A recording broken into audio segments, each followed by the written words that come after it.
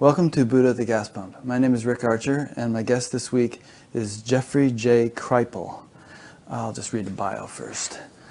Jeffrey holds the J. Newton Razor Chair in Philosophy and Religious Thought at Rice University, where he chaired the Department of Religious Studies for 9 years and helped create the GEM program, a doctoral concentration in the study of Gnosticism, esotericism, and mysticism that is the largest program of its kind in the world. Jeff is the author of 7 books, including Comparing Religions, Coming to Terms, Mutants and Mystics, Science Fiction, Superhero Comics, and the Paranormal, and Authors of the Impossible, the Paranormal and the Sacred. He specializes in the comparative study and analysis of extreme religious states from the ancient world to today. His full-body work can be seen at, well, I'll put the URL on the website. And I actually interviewed Jeff about a month ago, and we had technical problems, which were pretty much irreparable. And also, I think he and I both felt that we hadn't really nailed it. I did, at least. I felt like I hadn't really sort of gotten deep enough with the guy, or asked the appropriate questions or whatever. So we decided to redo it, and I decided to bring in my friend Dana Sawyer, whom I interviewed on this show several years ago. Dana and I have known each other, as we were just saying off camera, for 40-something years. Dana is a full-time professor of religion and philosophy at the Maine College of Art and an adjunct professor of Asian studies at the Bangor Theological Seminary. He is the author of numerous published papers and books, including Aldous Huxley, a biography, which Laura Huxley described as, out of all the biographies written about Aldous, this is the only one he would have actually liked.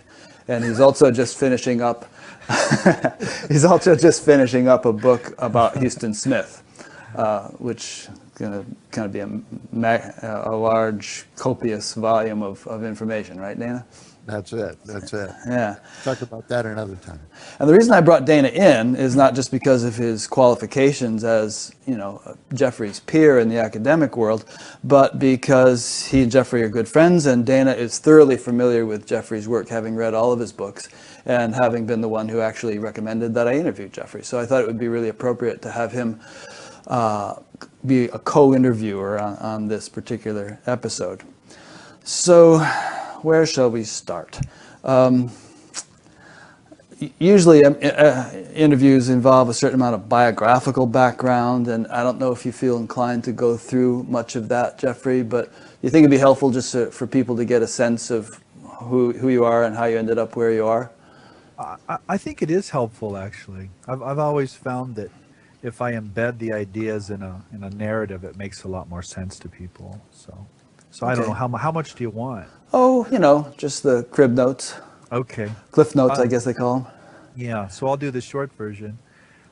So I grew up in Nebraska in a small farming community, and went to a Catholic seminary for my undergraduate training, a Benedictine monastic seminary, where I was exposed to basically the philosophy of religion, history, theology, comparative religion, and psychoanalysis, among other things. And that's really where I got really interested in thinking about religious belief and religious behavior, sort of beyond what it appears to be. I became really interested in the deeper dynamics that drive religious people to do what it is they do and to believe what it is they believe. I was there 4 years. I came out of there with a lot of serious questions around male sexual orientation and male mystical literature in particular. So my first half of my work, the first 3 books, are really all about that. They're really about trying to understand why male mystical literature looks the way it does, particularly when it employs erotic language or erotic rituals to talk about these states. And so that's the first 3 books. And then somewhere in the early millennium, I basically decided I had answered those questions, at least for myself, and I wanted to move on to other things. And so the next 3 books, beginning with the Esalen history and then the 2 books on the paranormal, were really about not so much understanding the relationship between sexuality and spirituality anymore, but understanding the relationship between the mental and the material, particularly as those things tend to break down in extreme states that people call the paranormal. And so I became interested in that, particularly in an American context, particularly with popular culture. I've also thought, I think, fairly seriously about what comparison is and why it's so problematic for so many people, and how the scholar of religion often inhabits what I call a Gnostic epistemology. In other words, a way of thinking about religion that is neither about belief nor about reason. It's about something else in between and beyond those two things. So that's in a nutshell. I mean, I've been teaching now for 21 years. I've been at Rice for 12. I taught at a small liberal arts college for 9 years before that. I taught at Harvard for a year. So, I mean, it's pretty typical academic track in that sense.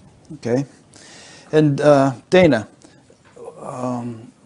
when you first recommended Jeffrey to me, you referred in particular to The Serpent's Gift, and you said it was a book which had totally blown you away. And Jeffrey is referred to by a number of thinkers and interviewers and so on as a real sort of groundbreaking, edgy guy. So what is it, in a nutshell, Dana, that particularly excites you about Jeffrey's work and that inspired you to have me interview him? Well, and Jeff will relate to this. In academia, there's kind of a shutdown on talking about paranormal events or psychic events or, beatific events. And yet, at the same time, at conferences, there are always groups sitting at tables who are sharing ideas about exactly those sorts of things. And a lot of people, they're not out of the closet yet about it, but they have had such things happen in their life, and they don't talk about them. And Jeff talks about them.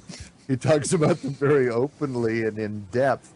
And so that was one thing that was exciting to me, was to hear somebody not only in academia, and Rick, you described us as peers, and in academia, we're most certainly not. Jeff is head and shoulders above me in terms of, the work he does and all that. It just happens to be a fact, and is much better known, and for good reasons. He's a talented writer.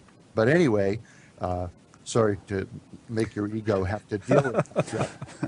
But now we get down to the part that really excited me, that when you would find people who would entertain metaphysical ideas in their exploration of world religions and academia, it tended to be almost exclusively about the Enlightenment experience or some apprehension of God on a noetic level. And Noetic means? He was really talking about telepathy or precognition or psychokinesis or the ramifications of exploring those things.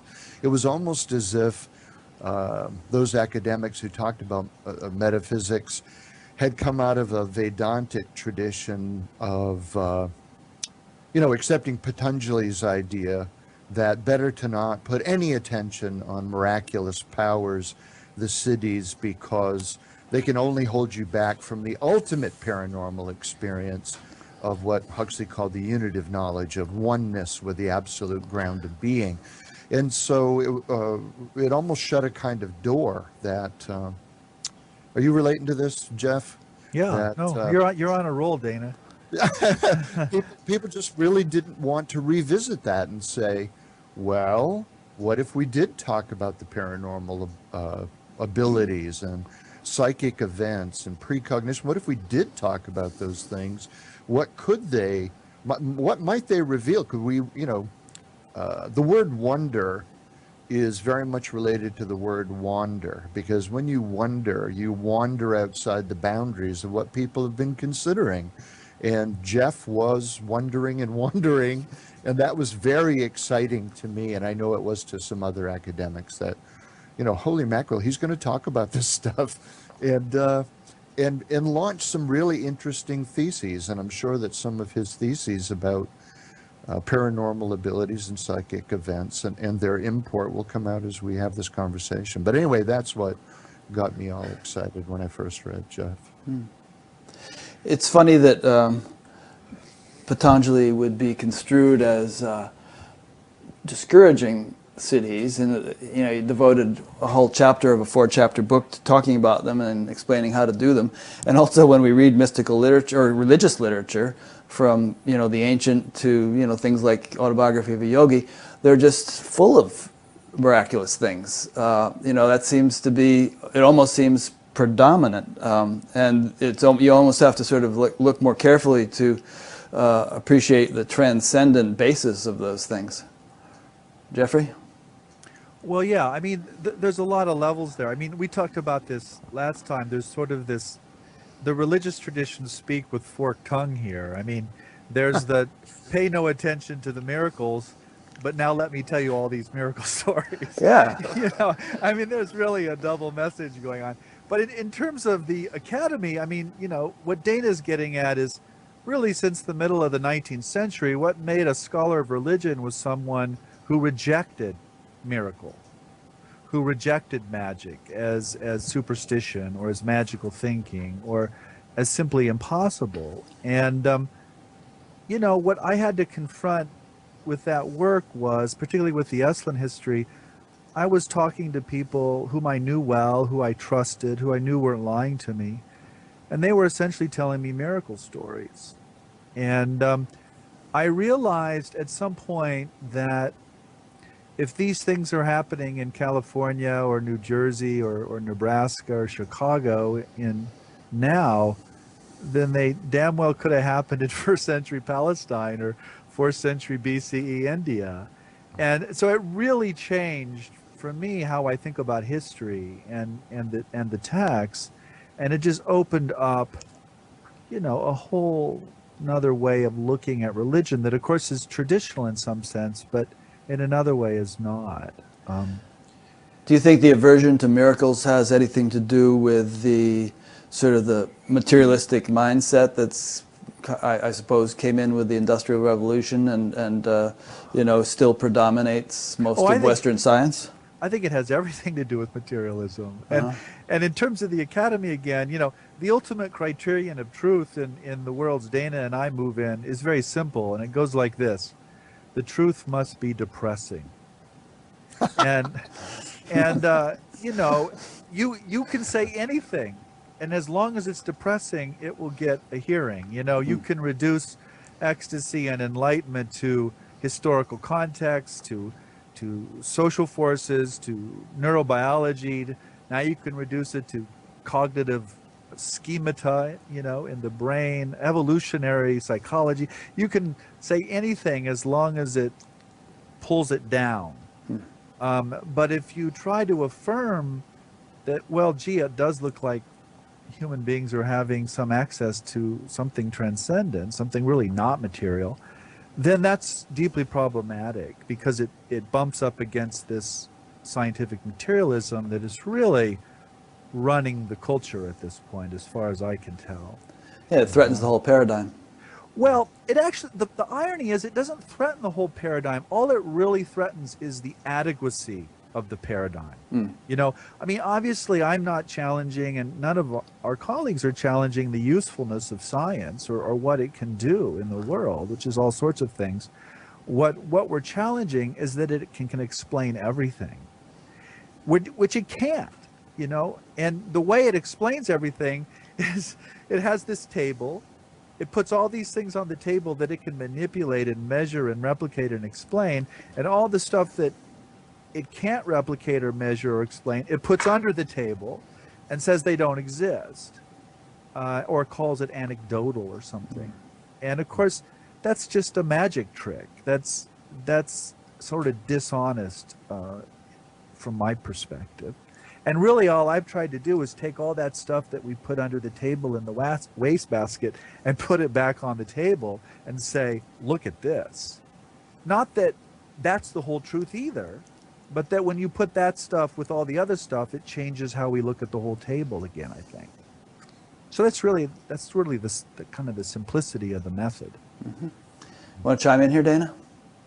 Well, I think, one thing that I would say there that is very much agreeing with Jeff is that if you look at the scientific paradigm as it is right now, whenever something like a paranormal event bumps up against it, then it gets immediately thrown in the circular file that, well, that just isn't possible.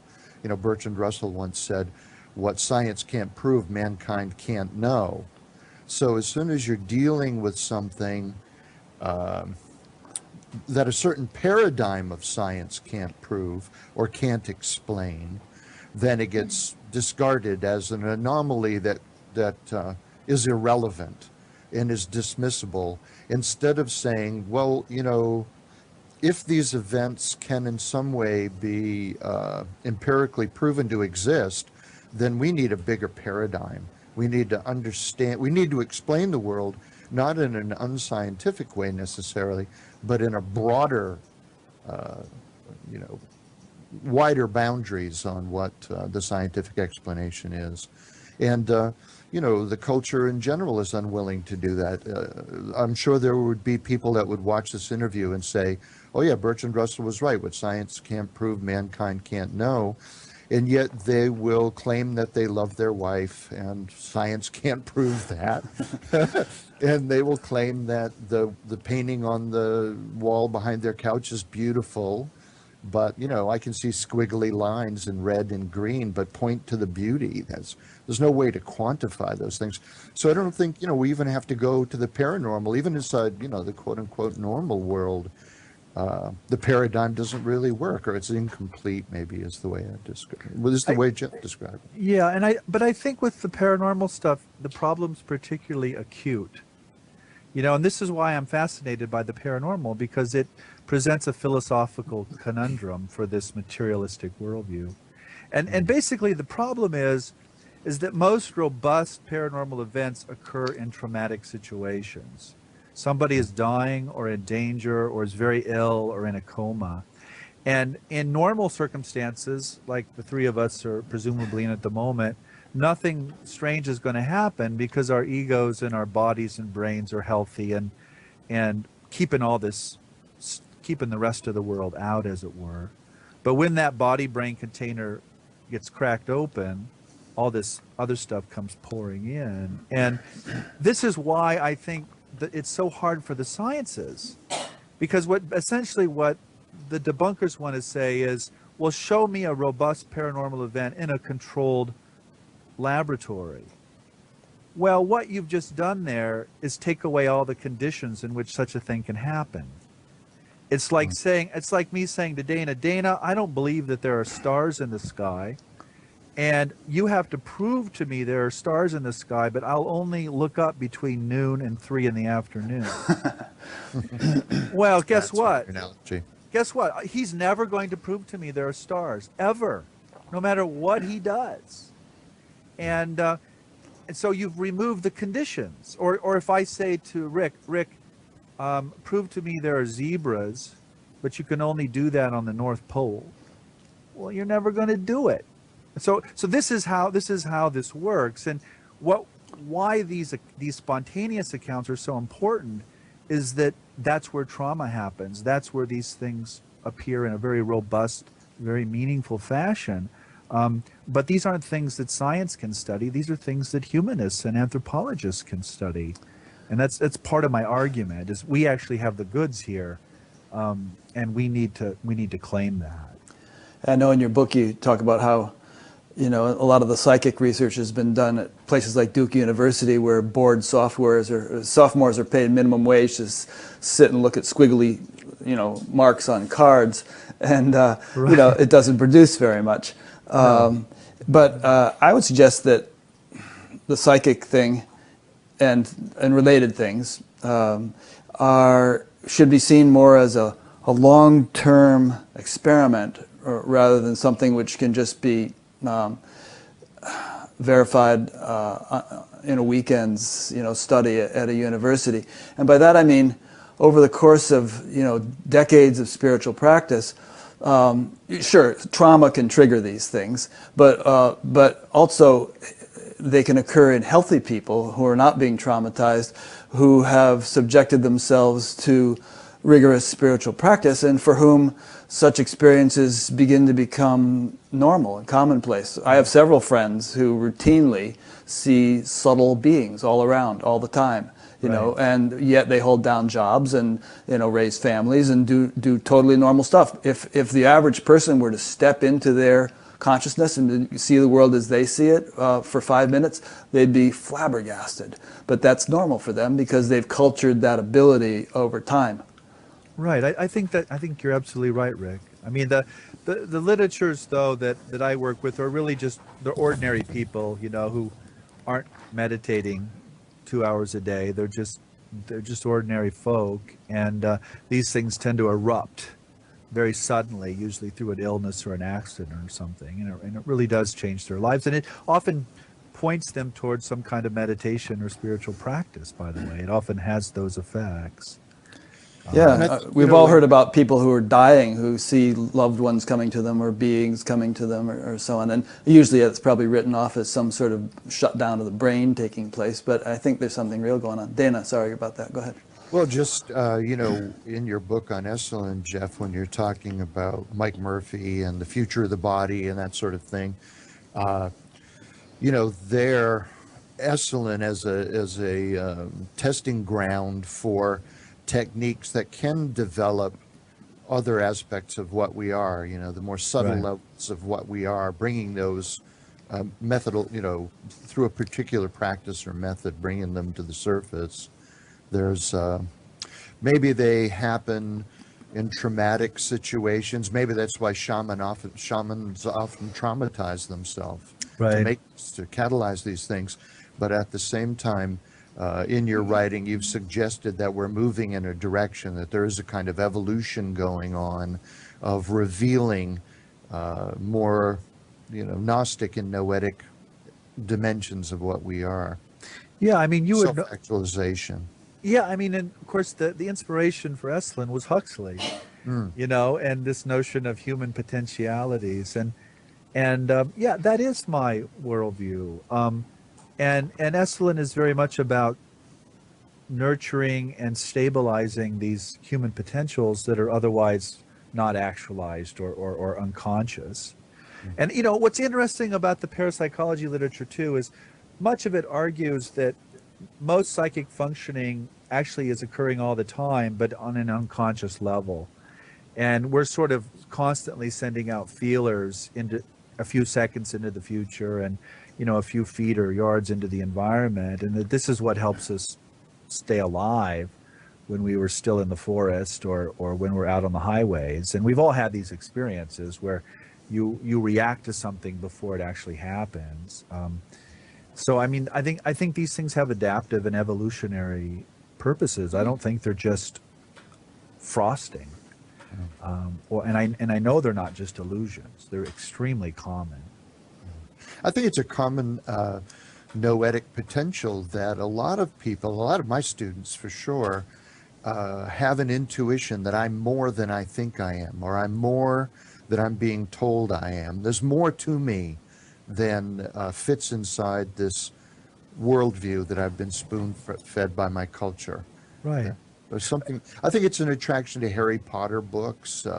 You know, I don't want to be a mug anymore. I know I'm not, you know, I think that there's certain people, and because I teach at an art college, I think a lot of artists maybe have that noetic potential. You know? Yeah, and again, that's why I don't think these things are just frosting on the cake. I mean, if for example, someone wakes up at 3 a.m. and knows instantly that his father has just passed away, 500 miles away. So on one level, that's poignant and deeply meaningful, but on another level, it clearly shows that the mind is not the same thing as brain. Because that's impossible if mind equals brain. Brains in that skull, sleeping in that bed, cannot in any way know that dad is just passed. But if mind is not in space or time and filtered or reduced into brain and body, then it makes perfect sense that you would know such a thing, because you're bound to that person through these entangled bonds of love and affection, and the mind is not just in the skull. So to me, these have deep philosophical implications that are really, I think, mind-blowing if we can just follow them, and not make fun of. I mean, I think they're mind-blowing for us as individual human beings, and definitely mind-blowing for the way that we've been seeing the world and how limitedly we've been seeing the world. Yeah. Very exciting stuff. And I love, and tune me down, Rick, if I've had too much coffee and I'm breaking in too often. But one thing that I really like in your work, Jeff, is this idea about the imaginal mind, and that we, out of that longing and out of that psychic potential that we have, lots of people have been trying to draw a picture of what it looks like, or tell a story about, I'm trying to describe reality. I'm using fiction to do it, but, well, I mean, you can, describe this better than I can. I remember in, when you're talking about an authors of the impossible, this hermeneutics of the impossible, that there are the level of realization and authorization. Right. Maybe talk about that for a moment, since I've right. So yeah. So I think, when I talk to people who have had these experiences, two of the phrases, well, there's three phrases that come up over and over again, and the first one is, it was like a science fiction movie. Okay, so they turn immediately to science fiction because it's the only register that even comes close to the weirdness of it. Okay, but the other thing they say is, it felt like I was in a movie, or I was a character in a novel. And it struck me, listening to those stories long enough and many enough times, that we actually are all caught in a novel or a movie right now, called culture and religion and language. None of us individually wrote American culture. We didn't write the English language. We didn't write the sort of storylines we're born into and we understand ourselves in. And often we don't even like them. They don't even work for us. Sometimes they're destructive, depending on the individual. And I think what a paranormal event is, the realization aspect, is understanding that we're caught in such a movie or a novel, and understanding that at a very gut level, and having the paranormal event then call us to author a different story, a different narrative of who we are and what we want to be. And so I think that's what the paranormal is about ultimately. It's not about just weird things happening. It's about weird things happening, showing us, A, that we're caught in a story someone else wrote, and B, inviting us to write a new one, both individually and together. And I think that's what a lot of people are doing right now. And in the Mutants and Mystics book, I mean, basically what that is a series of studies of professional artists and writers who create popular culture, and by so doing, just do a complete end run around everybody and go right to the imagination, which is where they have their real effect. And I think that's why people say, God, it was like science fiction, because that hits deep. A couple of thoughts come to mind. One is, we've all heard the notion that we use only a small portion of our full potential, 5% or whatever. And so what would our society be like if we were all walking around using 90% or even 100%, if that were possible theoretically? Right. I presume that all kinds of things that we now would consider miraculous and unbelievable would be commonplace, and we'd take them for granted. And societies, cultures, often, they always do adjust to what becomes commonplace. 150 years ago, the things we take for granted now, this conversation, jet planes, so many things, would completely blow people's minds. Right. But another thought, well, you want to respond to that one before I go on? Well, it's actually more fantastic than that even. I mean, the 5% is an interesting figure because, of course, that's what physicists say now. That's all we know. about everything. Right. All of physics, all of mathematics, all of science turns out only applies to about 5% of the universe. And the other 95% completely off the map. We don't have a clue. And so, you know, they call it dark energy or dark matter, which just basically means we don't know. We don't know what it is. We're in the dark about it. Right. So, yeah, I mean, I think we're living in a sliver, you know, we're living in a sliver of reality. Well, that brings to mind a couple other things. Oh, did you want to say more? I'm sorry. Well, I guess the other thing I would say about that is we're living in a sliver of reality. We're living in a cave, but maybe we need to. You know, this is what I think a lot. You know, I mean, if you have a spouse and you're raising children, and I mean, you know, could we live with each other if we were, you know, swimming in an ocean of mind all the time? You know, I don't know. I mean, I think we may be limited for a reason. So that's just a thought. It's just a doubt. It's a thought I have a lot, actually. You know? I think we are. And I mean, if you've ever dropped acid, you realize that, I couldn't live like this all the time. But that's because it's so abrupt. Right. However, you know, if you have practiced spiritual disciplines for decades, you begin to integrate and acclimate and become accustomed to states of consciousness and be able to function in states of consciousness which you wouldn't have been able to manage had they come upon you suddenly. Right. Yeah. Well, go ahead. Well, what I wanted to say, Jeff, is that when you talk about authorization and you talk about somebody like Philip K. Dick saying, okay, the stories I've been told aren't really working for me, so I'm going to tell a bigger story that makes sense to what I'm intuiting is true in a noetic, psychic kind of way, then I guess I've in a way answered my own question. Do you see authorization as a paranormal ability that some people have, you know, I don't know, a knack for the imaginal? Well, yeah, I don't know if I want to overuse the word paranormal, but if you talk to people who are truly creative, particularly writers and artists, what they will always tell you is, it wasn't me. Right? That's the essence of creativity, is stepping aside, having the ego step aside and having something else come through.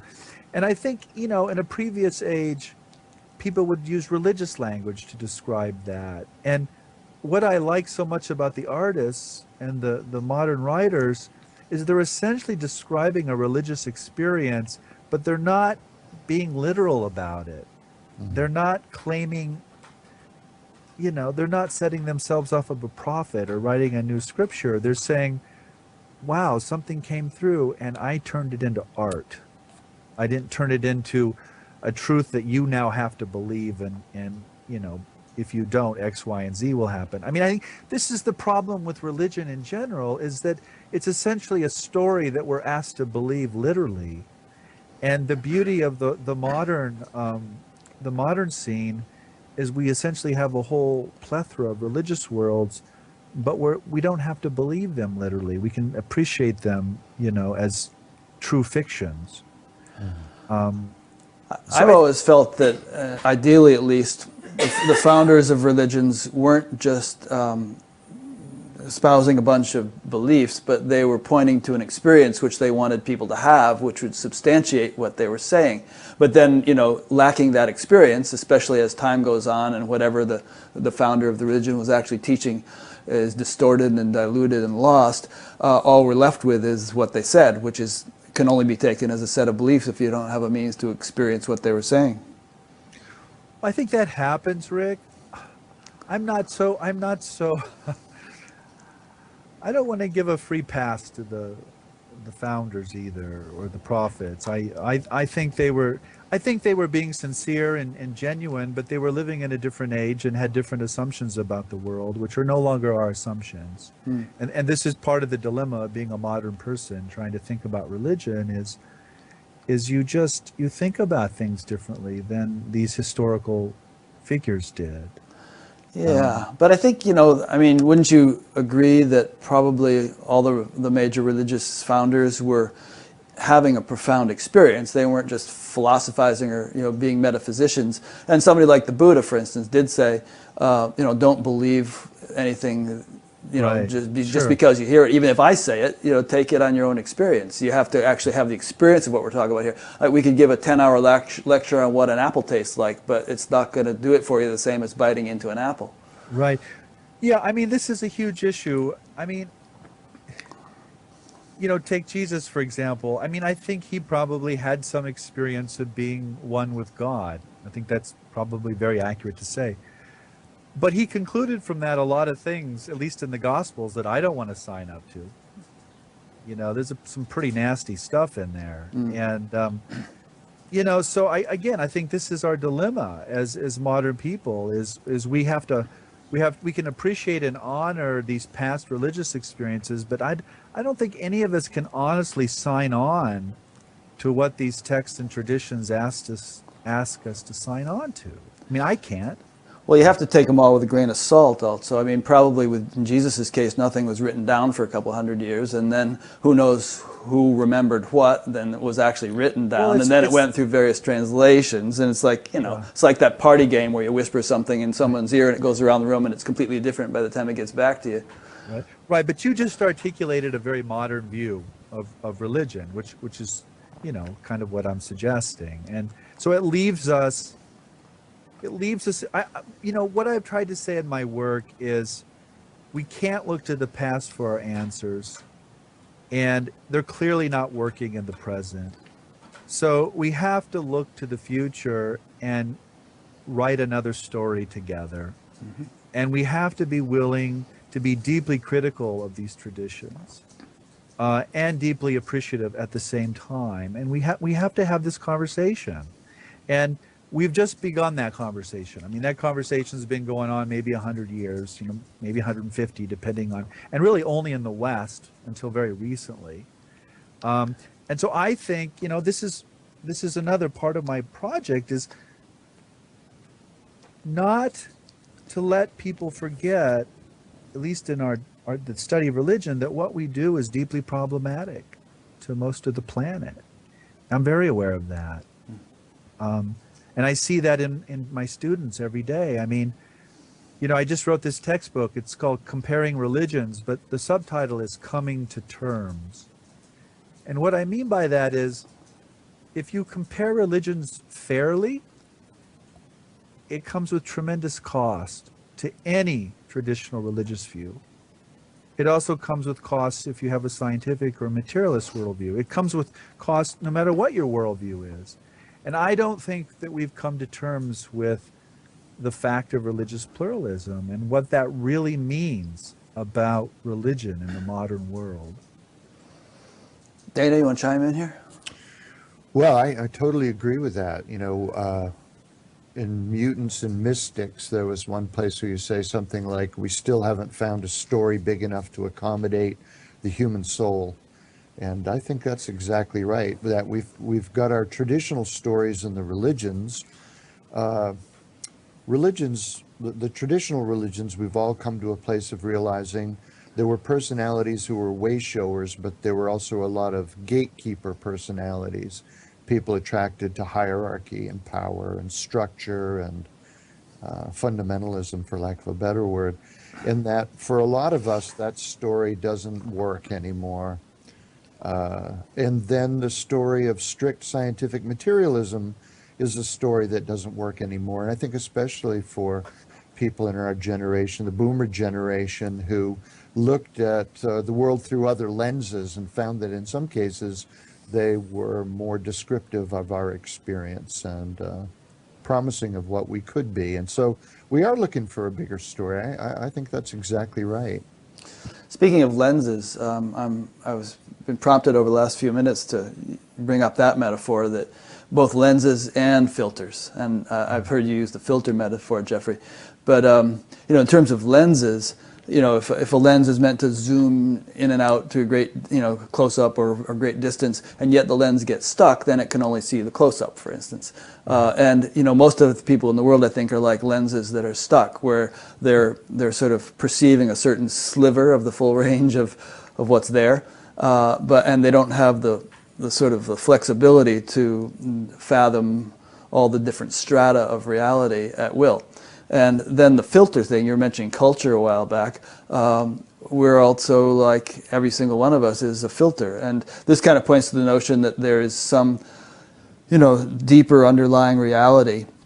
And it gets distorted as it sort of filters through our nervous system and our individual structure, and ends up being just a kind of a faint glimmer of what it is in its pure state. And there was something I was reading last night from an interview you did, Jeffrey, where you were talking about perennialism and constructivism. And if I understood it correctly, it was the issue of whether ultimately mystics experience the same fundamental reality, or whether their experience is determined by culture.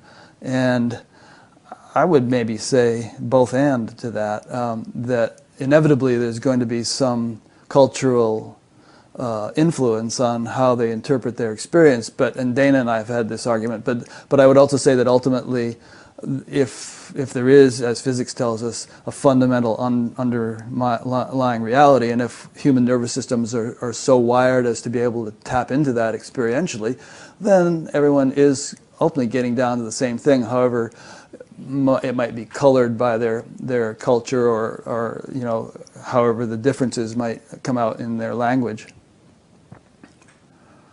Yeah, I very much take a both and view too, Rick.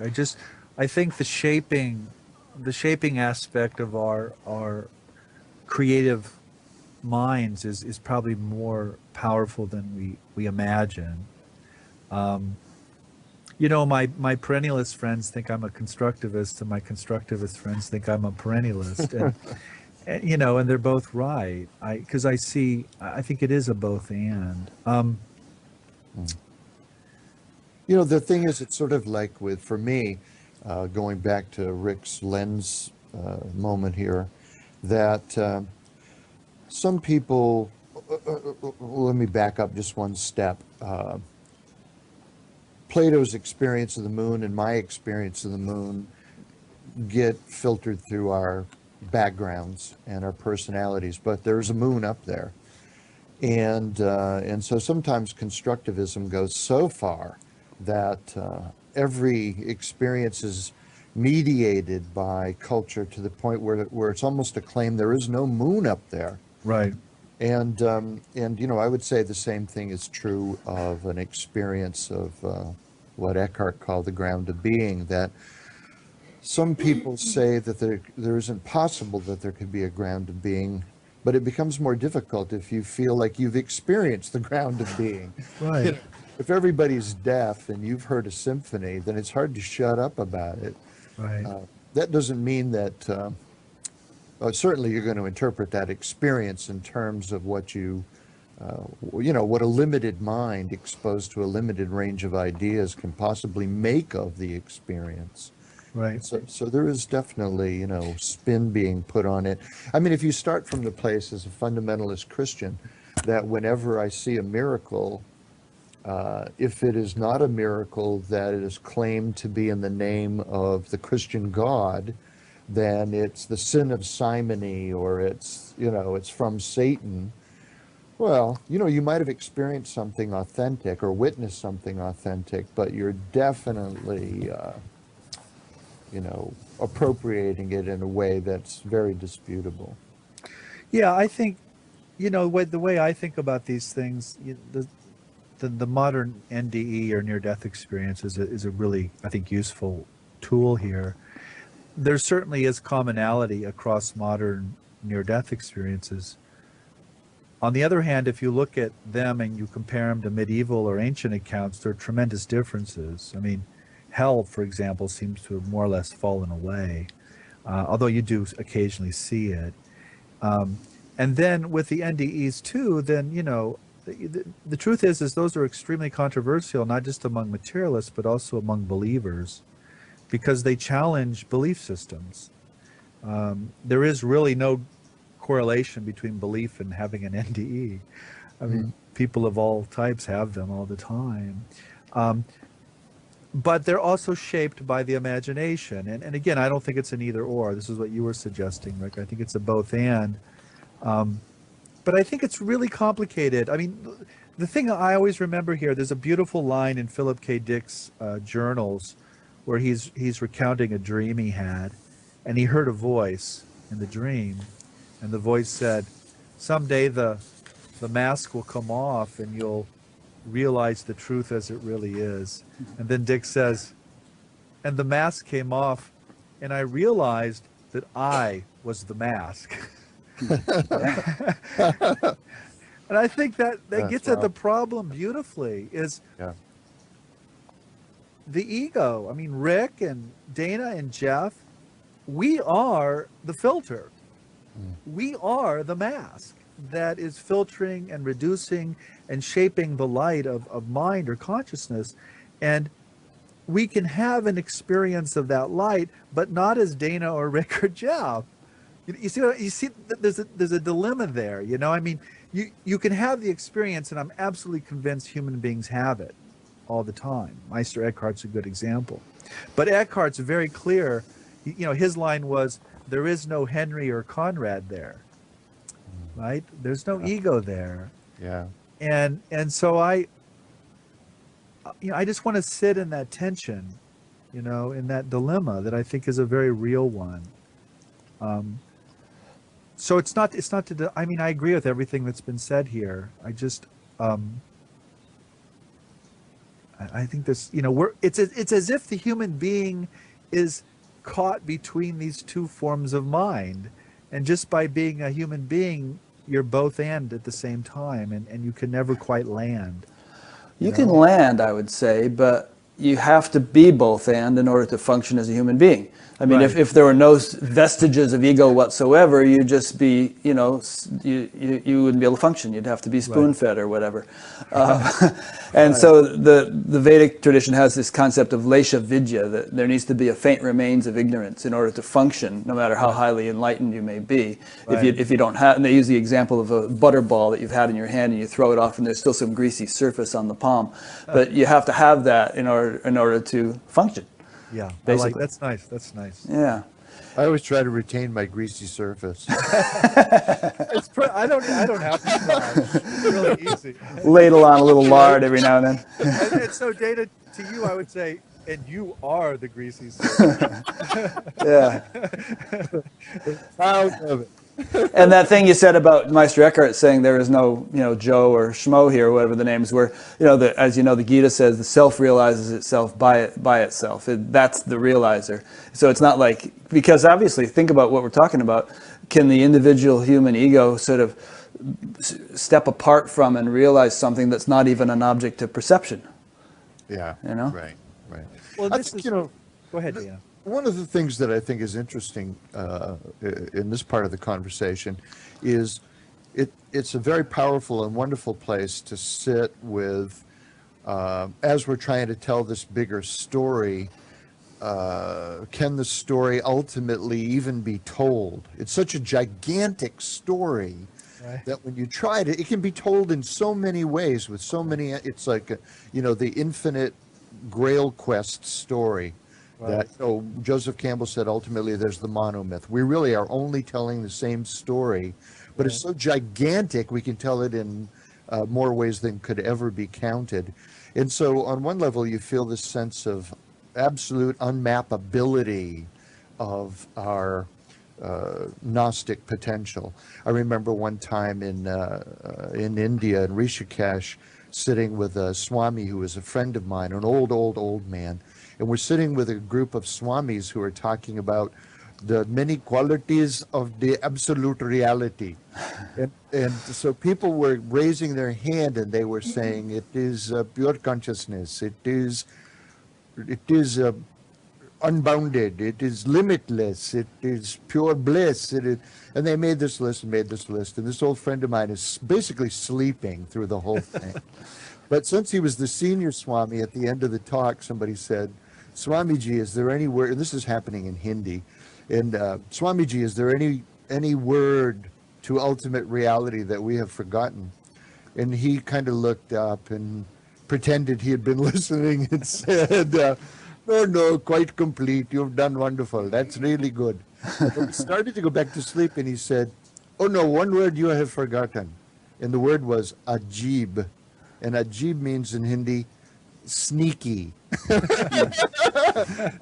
That the ultimate reality is very sneaky, and if you think you're going to get a real grip on it, Right. it's bigger than all the words you can ever put on a board. So, I'm really down on that. I'm really with that idea that it's unmappable on some level. How wonderful to keep celebrating the story and the attempt over and over. But what another aspect of Jeff's work that I've really liked is the ownership, not only of our limitations as relative beings, individuals, the three of us here, one of the stories we tell is that we're really just the absolute looking out through three sets of eyeballs right now, having a conversation with itself. And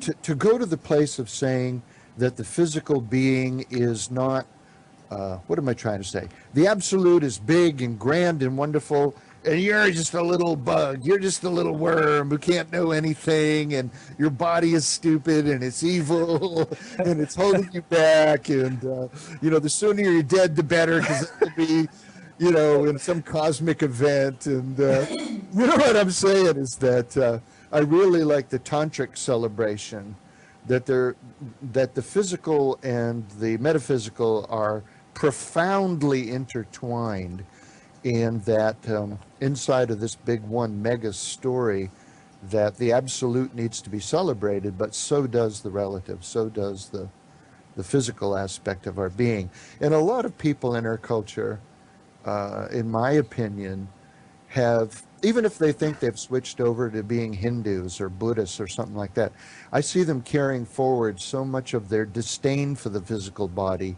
from their, in many cases, Christian background.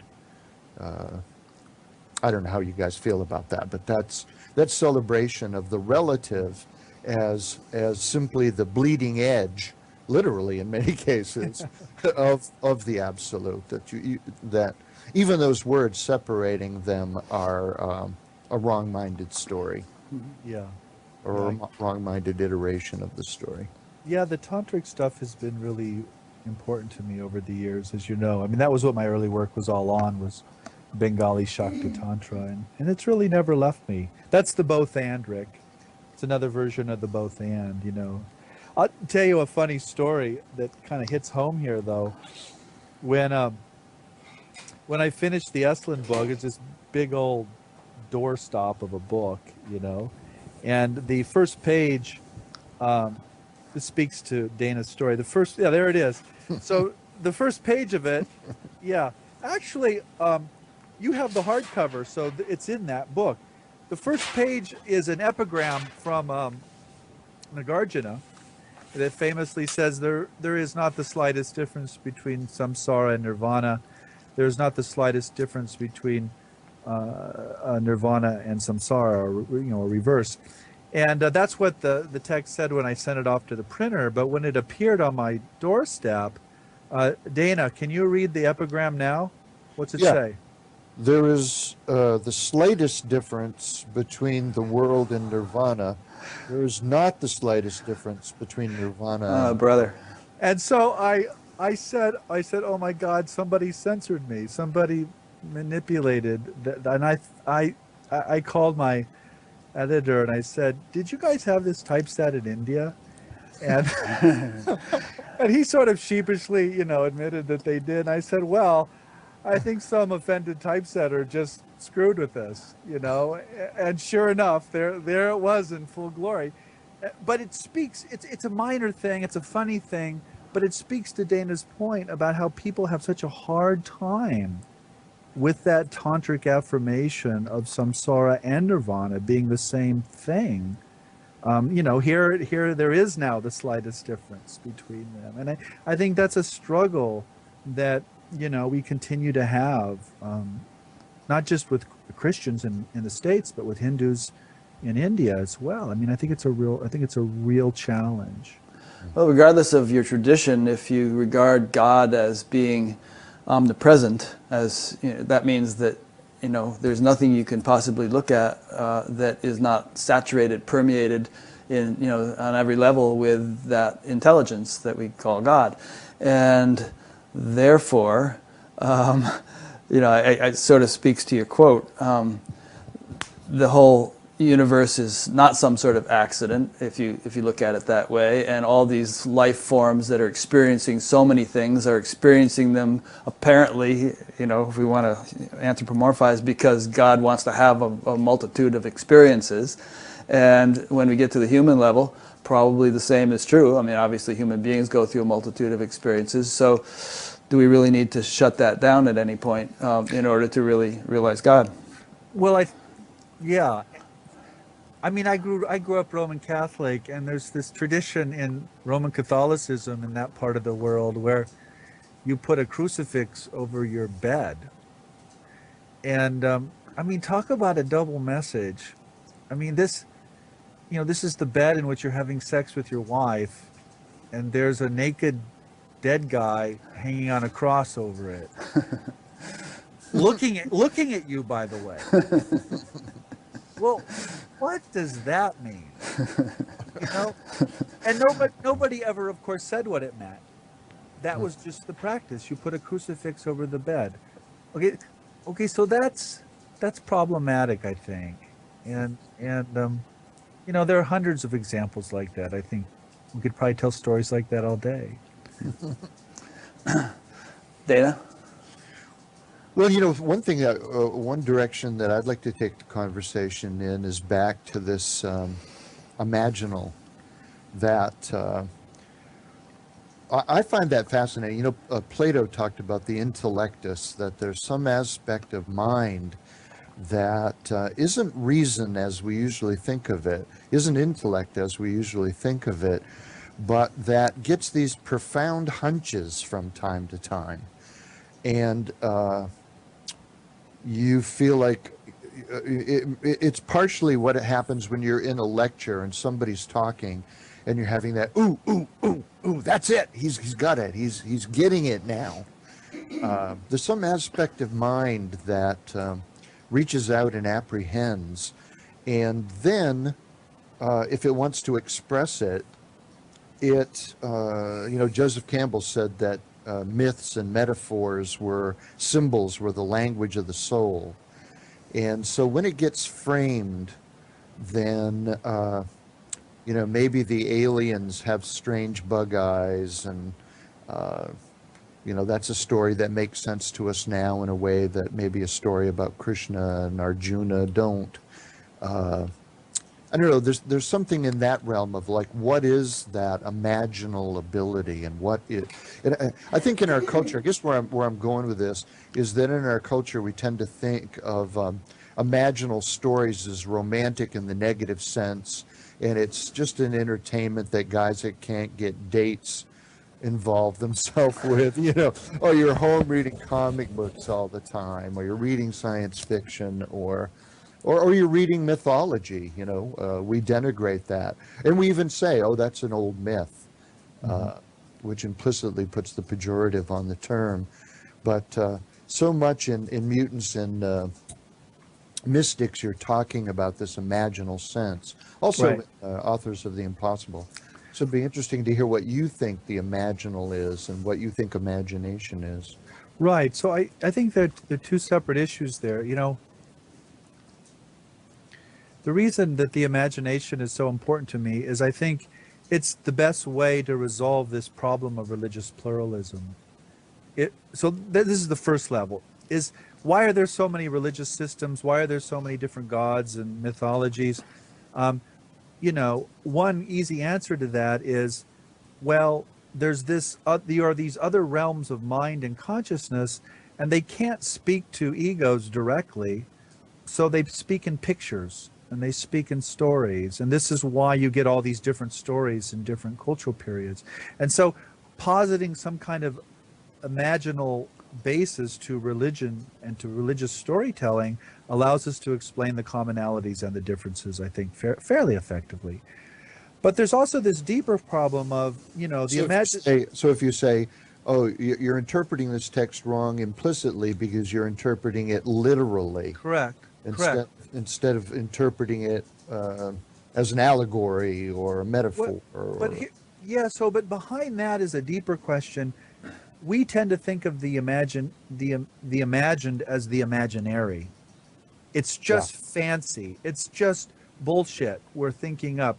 The imagination just spins daydreams and fancy. But again, that's often true. But if you talk to artists and writers and religious visionaries, that's not always true. They're often getting stuff from this other form of mind, from God or from the unconscious or whatever your language is, and it's coming to them in picture form and often in story form, and they're not doing it. They are not coming up with these pictures. They are not telling these stories. Some other form of mind is in them, and their sense is this is the only way the fisherman can speak to the fish. You know, there are two forms of mind here, and one cannot communicate to the other directly. So it has to speak through these mediating pictures and stories of the imagination. And then there's the even more radical situations, and you see this in the parapsychological literature over and over again. The story I always tell is Mark Twain. Mark Twain has a dream one night, and he sees his brother Henry in a metal casket on two chairs with a bouquet of white flowers with a red flower in the middle. And it's so realistic, he wakes up and he starts to take off to the dead room to see his brother, whom he's sure just died. And Henry's not even dead. Henry's right there. Well, 2 weeks later, Henry is killed in a boiler explosion on a riverboat, and Twain walks to the dead room, and there's the exact image. Exact, down to the exact detail. And all that's missing is that bouquet. And as he's sitting here staring at this scene, remembering his dream, a woman walks in with a bouquet of white flowers with a red one in the middle and sets it on his chest. Okay? So there you have a very good example of the imagination creating a dream 2 weeks before the event.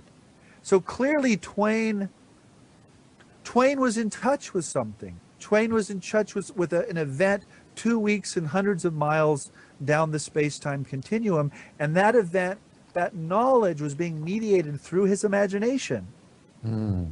So there the imagination is in touch with the empirical physical reality. And this happens over and over and over again. And if you talk to the visionaries, they'll say this. They'll say, look, I knew I was dreaming.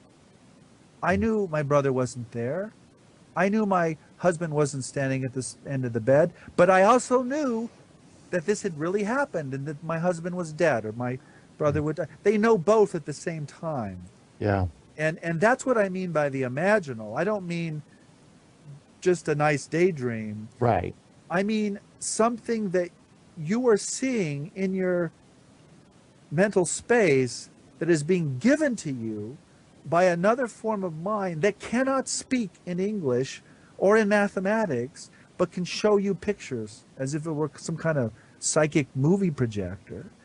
And they're true. They're accurate. So I think that's what I mean by the imaginal. Yeah. Is that sort of double sense. And sometimes the pictures are mediating another world or another being, and they have this fantastic mythical quality. And sometimes they're mediating an event in physical space-time, and they're very precise and they're very exact. You know? Yeah. What's interesting about a lot of those imaginal events where, here's this capacity of the mind and it's cognizing something or, grokking something. Right. And so it puts pictures with it. But what's interesting when these stories get told to us, so in one way it's a capacity of mind like the intellectus that has a certain ability to apprehend. But when it comes to the imagery that it uses to tell the story, it's interesting how often imagery, we respond to it because it does access a certain menu of archetypes and symbols and You know what I'm trying to say? Yeah, from our culture. Yeah, that we have this sort of stockpile of archetypal information on the hard drive of the human psyche, that certain stories, when we hear them, they're coming to us as a product of somebody's imaginal tendency, but they also trigger it in us. They make us, I mean, if you're reading those science fiction stories, it's not just a good story sometimes. I mean, sometimes it is, but I remember when I read The Mind Parasites by Colin Wilson, he's giving me a certain way of understanding the limitations of my own mind, because my own mind is limited. I'm going, holy mackerel, I got this too, man. You know, I got mind parasites. You know what I'm trying to say is right, that sure, yeah. No, it I get resonates inside of us. It resonates. Well, this, you know, this, resonate. yeah, I mean, the other way of talking about this is through dimensions. And, you know, this goes back to Edwin Abbott's Flatland, you know, which is well over a century old now. And the basic thought experiment was, what would two-dimensional beings on a flat piece of paper, how would they interact or understand a three-dimensional being, you know, entering their two-dimensional space? And of course, the answer is the three-dimensional being would have all the powers of a god. Yeah. You know, so all you have to do is extend that to 4 or 5 or 6 dimensions, and you know, you're in the realm of everything we actually see in the paranormal and the psychical literature. That's exactly what it looks like. Now, I don't know if that's what it is, but it's an easy thought experiment that teaches us that the human brain and our normal cognitive capacities have been built to work in 3 dimensions, or 4 if you count time. They're just not set up to understand outside of that. Yeah. At least with their 5% capacity. I think they have the potential to understand the others, but it's just usually not developed in most people. Yeah, you know, Eckhart, I once thought maybe the dimensional stuff was just modern, you know, and it just goes back to Flatland. But Eckhart, I've been reading a lot of Eckhart. Eckhart has this wonderful point in one of his sermons where he says, when the light of God shines on a man and turns and eliminates space and time, actually eliminates space and time, he said, it's like a man painted on a wall, as if you would peel the man off the wall and he would suddenly be in the room. And so that's Flatland. Yeah. But that's 14th century. Oh, wow, that's wild, huh? You know, so that to me suggests that the experience is not limited to, you know, modern culture, and that a lot of these things we look at in the past are hyperdimensional, as it were. One thing that came to mind when you were telling the Mark Twain story, which I think pertains to a lot of this, I mean, obviously millions of people have experiences like that and always have. Mark Twain happened to be someone that became world famous and had a lot of influence on people with his writing. But, you know, I also think of, you know, Spielberg and Lucas and even getting into comic books, all those writers that generations of kids have grown up reading. And you were saying earlier how, you know, the persons often feel like it's not me who's doing this. Whenever a blockbuster movie like Close Encounters or something comes out, I've always felt like, wow, there's just some deeper intelligence that wants to popularize a particular understanding in the culture, and the director or the creator of this movie is serving as a conduit or as a channel for that intelligence, so as to, you know, shift collective consciousness to this deeper reality. Any thoughts on that? Well, that's basically the thesis of the Mutants and Mystics book, Rick. I mean, basically what I argued there is a lot of the artists and authors who created those storylines had these experiences. Right. And instead of trying to prove them up or down, they just turned them into art. And then the art then enters public culture and then informs the experiences of other people, and you get this loop between what I call consciousness and culture that starts to generate an emergent mythology, a new mythology. Loopy thinking. Yeah, the best example I have here is something Whitley Strieber once said. Whitley was talking about his own abduction experiences by what he calls the visitors. Most people would call them aliens. And Whitley basically said, he said, look, I know that what I saw during those abduction events was informed by the bad science fiction movies I saw as a kid in the 1950s. I know that. But something was really there, and it was coming through, and my brain was creating those images to deal with what was there. He said, so what we need to do now is make better science fiction movies so that future people can have more positive abduction events. Yeah. And I just thought, I thought that was freaking brilliant, you know? Oh, that is pretty cool. It's really cool. That kind of goes to what I was talking about, is that if we broaden the story to the point where your brain isn't saying, every time I see something unusual or an anomalous paranormal event, I don't have to say, oh, it's not of God, so it's from Satan. You know, I don't have to, you know, I got a better story to make sense of the full panoply of human experience. Yeah. Right, that's essentially what Whitley was saying. He's basically, let's tell better stories. Right. So that future people can have better experiences. And it's not, he's not suggesting that there's nothing to the experience. You know, note that. It's not just fancy. What he's arguing is that the experiences are always mediated by the imagination, and so that we need to get better. We need to create better imaginal film and books so that we can have these experiences in a more creative and productive way. And I think that's basically right. I think that's correct. Yeah. And what I'm suggesting, I think maybe I kind of made the point, but if planetary consciousness is evolving rapidly, that it's not just through human effort or limited human intelligence that it's evolving, but there's actually some larger intelligence that's guiding and orchestrating. At least this is my particular flavor of it. And like take ETs, for example. I mean, are they going to land on the White House lawn? No, they'd probably get shot to ribbons if they did. So they make crop circles, or they go through people like Whitley Strieber or something to communicate in very strange ways, but you know, but in ways that would not freak out human psychology too severely, but at the same time would adjust it by increments to the point where something more profound or dramatic could happen without freaking people out.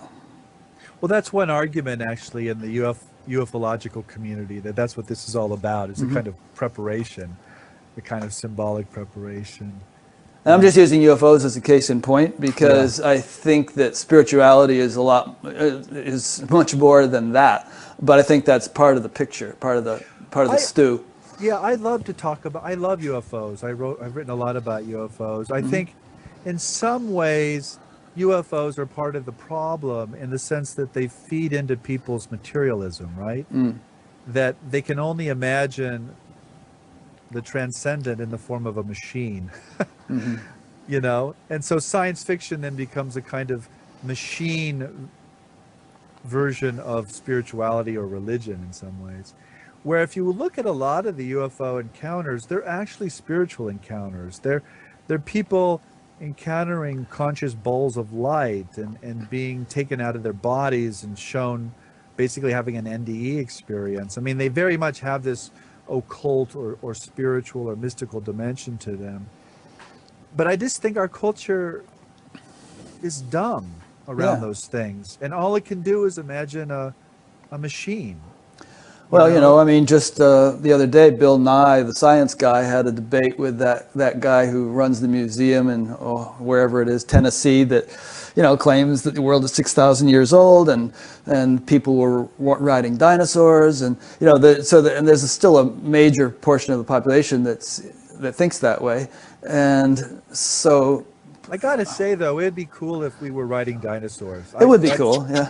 That's a good one. I think we should go with that one. I don't know if you can trust them though. They're so lizard-like. They might just turn around and snap your head off.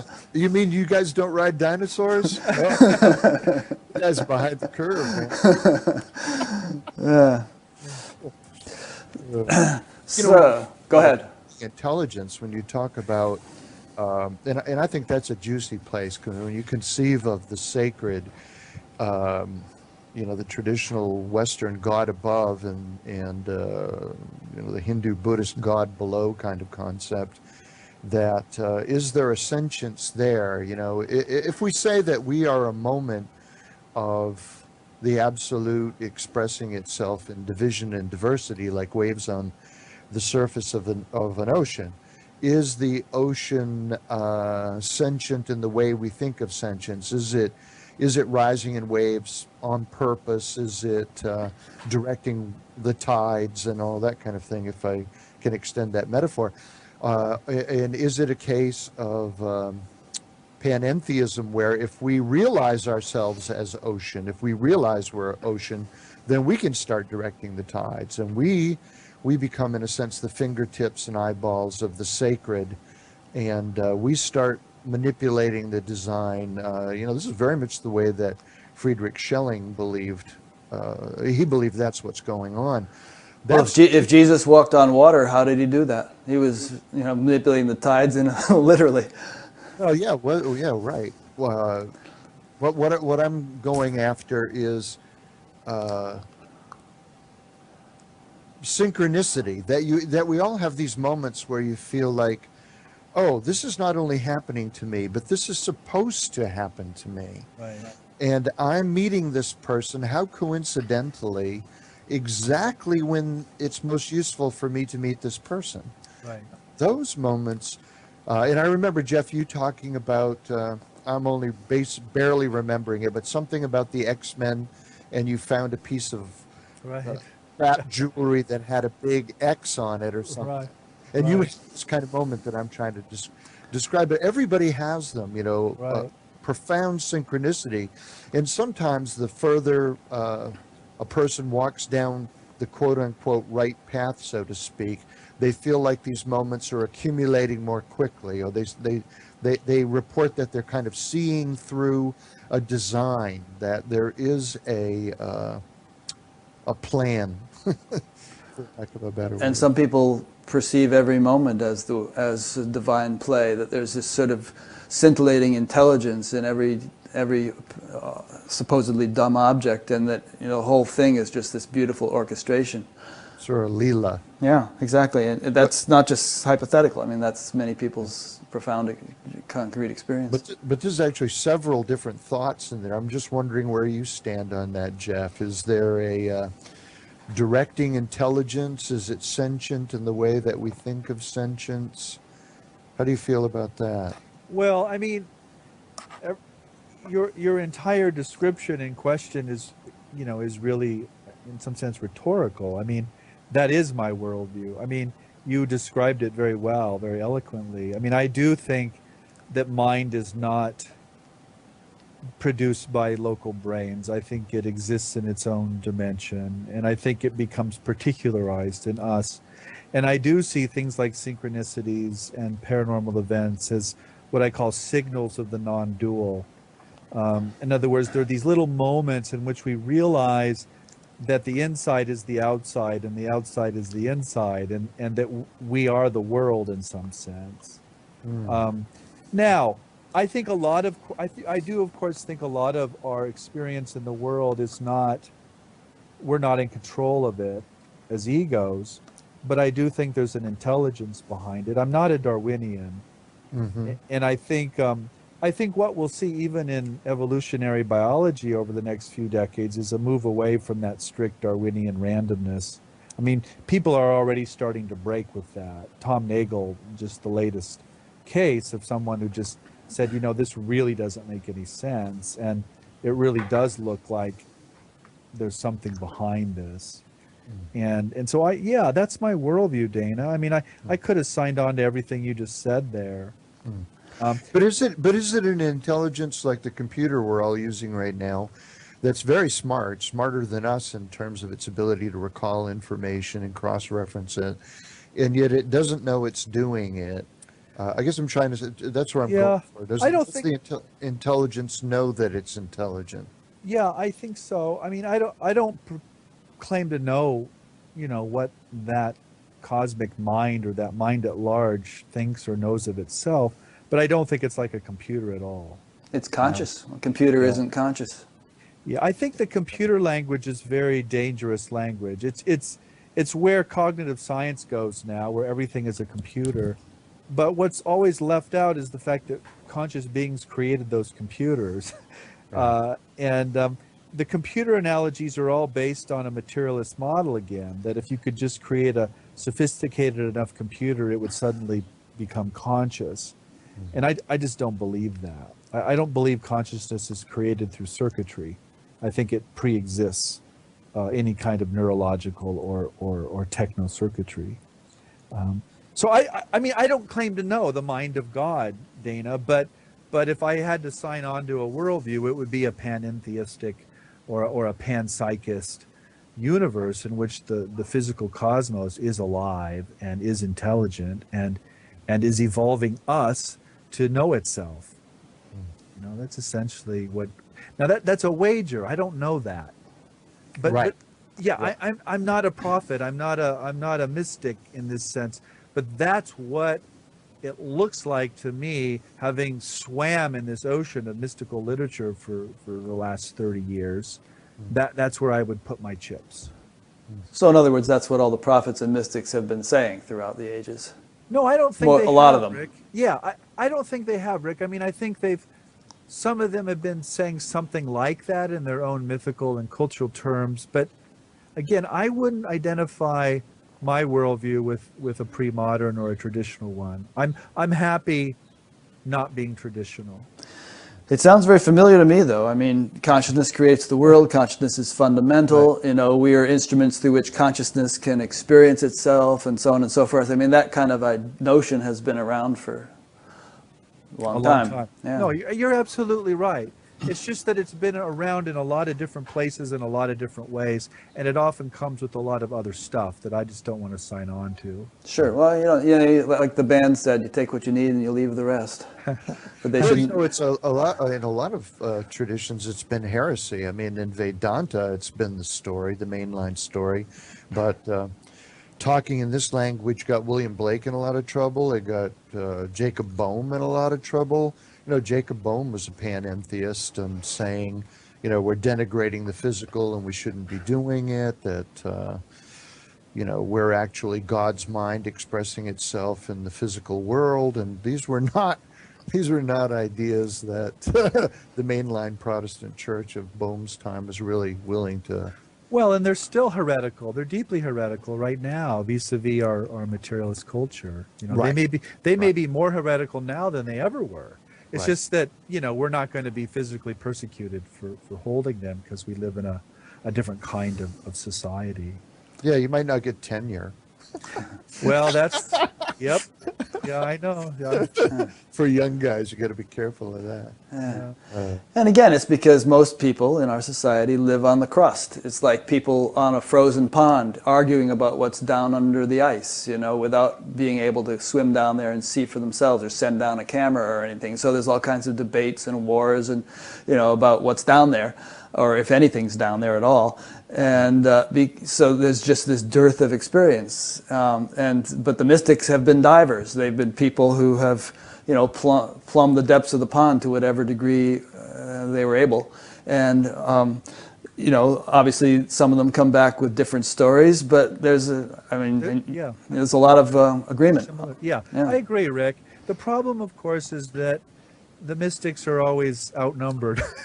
They are, but the tables are turning, I think. You know, there's like this epidemic thing going on.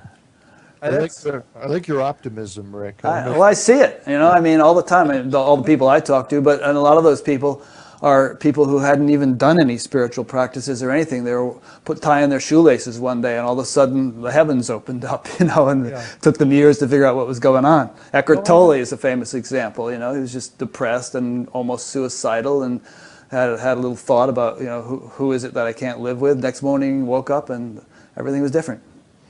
So there's this kind of a mass awakening, as far as I can tell. But, you know, I'm not a historian, so I don't know how common this might have been 1,000 years ago, but it really seems to be happening now. Well, I share your optimism, Rick, or your hope anyway. I mean, that's why I do what I do. You know, I think each of us serves that, you know, in our own ways. I mean, that's why I get up in the morning. Mm-hmm. I'm just a little more jaded, I guess. I don't know.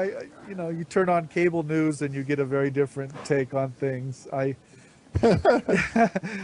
Well, taking on this piece about trauma creating breakthrough, there's the old saying that utopia and apocalypse will coincide.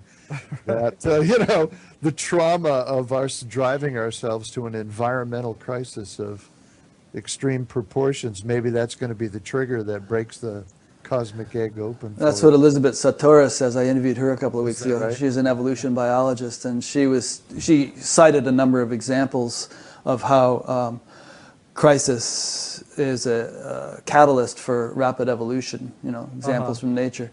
Of course, you don't want thermonuclear war. That might be a bit of a setback, but just enough catalyst to... Right. Well, I grew up in the 70s, probably like you guys, and that was the nadir of the Cold War. And I grew up in Nebraska surrounded by missile silos, and I honestly didn't think I'd live to see 40. I didn't think we'd be here right now.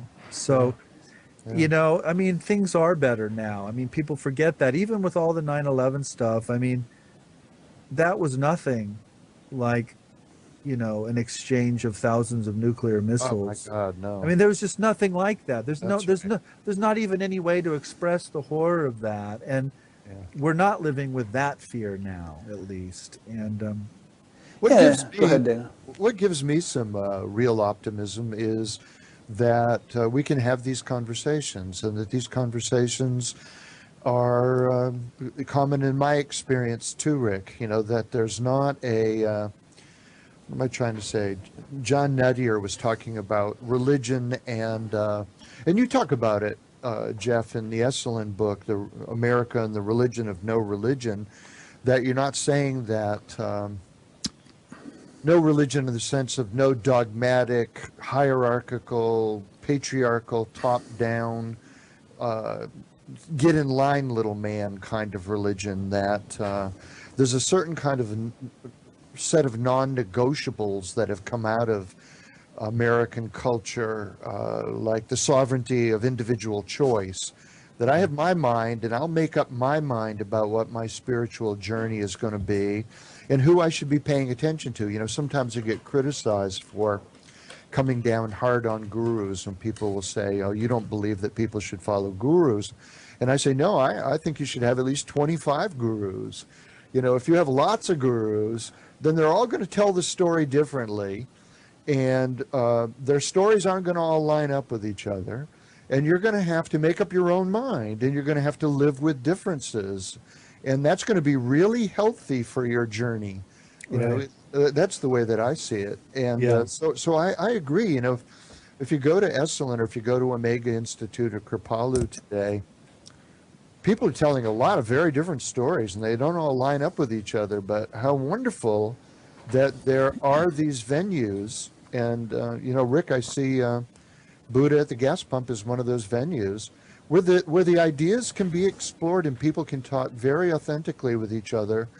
And the viewer is really empowered to say, you make up your mind. Right. I find a cause for optimism in that people are questioning the strict materialism of our culture, and that we're not going back to a pre-modern, okay, well then I'm going to go to where metaphysics is allowed, which is the church or the synagogue, and those are my only options. That no, they're not. There are lots of options. The way I put that, Dana, is comparative religion is not a multiple choice question, right? Oh, I guess it was Hinduism, or I guess it was Islam, or whatever your A, B, C, D is. No, it's deeper than that. An honest struggle with the questions today leads to new answers that don't fit into any of the old boxes. And Also, the other thing, I actually, guys, I gotta go. But the thing I want to end with is something I always look for, and that is humor. I think we need more humor around this, because I think humor is a humble form of transcendence. I think if you can't laugh at your worldview and at your deepest held convictions, then that's a danger sign. And so that's what I always look for. I look for humor. And I think that's in the traditions as well, you know, this trickster figure that keeps showing up everywhere. So Dana was getting at this earlier with the real is weirder and trickier, and I guess you use sneaky.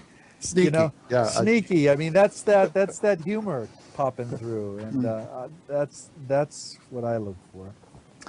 Good. Well, you have to go, and so I'll make concluding remarks. Before I do, I just want to throw in one quick point on the optimism thing, which is that, you know, look at all the predictions of which, you know, were far exceeded by what eventually came to pass. I mean, predictions about in 1950 about what computers might possibly become, predictions in the mid 1800s about what transportation might possibly become. I mean, there was a guy who said that, you know, we couldn't go 40 miles an hour in a train; that speed would kill us.